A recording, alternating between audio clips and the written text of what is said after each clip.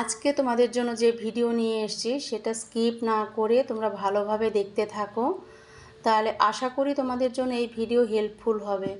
এটা ড্যান্ড্রাফ ট্রিটমেন্টের উপরে নিয়ে এসেছি। তো দেখো, প্রথমে তো তোমাদের স্ক্যাল্পটা দেখিয়ে দিচ্ছি, স্ক্যাল্পের কি অবস্থা, ফ্লেকি ড্যান্ড্রাফ। তো প্রথমে আমরা নিয়ে যাচ্ছি শ্যাম্পু স্টেশনে নিয়ে যাওয়ার পর ভালোভাবে শ্যাম্পু করাচ্ছি পিউরিফাইং শ্যাম্পু দিয়ে। শ্যাম্পুটা করানো যখন হয়ে যাবে তখন তাকে নিয়ে আসা হবে চেয়ারে, এনে আবার টাওয়াল ড্রাই করে দেব, যেন কোনো রকম ফেনা না থাকে সেদিকে তোমাদের লক্ষ্য রাখতে হবে।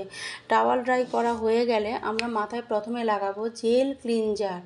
ড্যাব ড্যাব করে জেল ক্লিনজার লাগিয়ে দিয়ে আমরা জেন্টাল মাসাজ দেব 10 থেকে 15 মিনিট।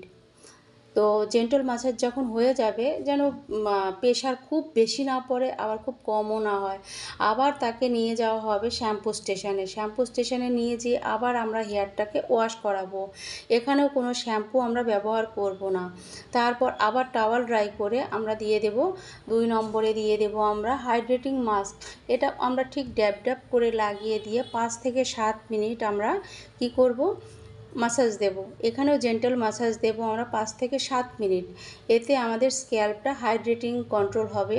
তো তারপরে আবার আমরা ওয়াশে নিয়ে যাব, নিয়ে যেয়ে আমরা শুধুমাত্র জল দিয়ে ওয়াশ করব, রিনজ আউট করব, করে আবার তাকে চেয়ারে এনে তাকে টাওয়াল ড্রাই করে ব্লো ড্রাই করে দেব। ব্লো ড্রাই করানো হয়ে গেলে তারপর তোমাদেরকে আমরা স্ক্যাল্পটাও দেখিয়ে দিচ্ছি, চুলটাও দেখিয়ে দিচ্ছি। দেখো, একটা ফোঁটা কোনো রকম ড্যান্ড্রাফ দেখা যাচ্ছে না।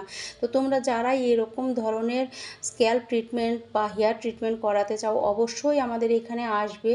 আর 10টা সিটিং নিলে ড্যান্ড্রাফ একদম গায়েব হয়ে যাবে। তো তোমরা স্ক্যাল্পের সাথে দেখতে পাবে হেয়ারের কন্ডিশনটা, হেয়ারটাও কতটা রাফ ছিল আর সেখানে কতটা শাইনি স্মুথ চলে এসছে হেয়ারটা। এবার দেখো, জাস্ট ওয়াও। তো তোমরা এর পরে যারাই করবে অবশ্যই অ্যাপয়েন্টমেন্ট নিয়ে তোমরা আসবে, আর ভালো রেজাল্ট তো এখান থেকে অবশ্যই পাবে তোমরা, এটাই আশা করব।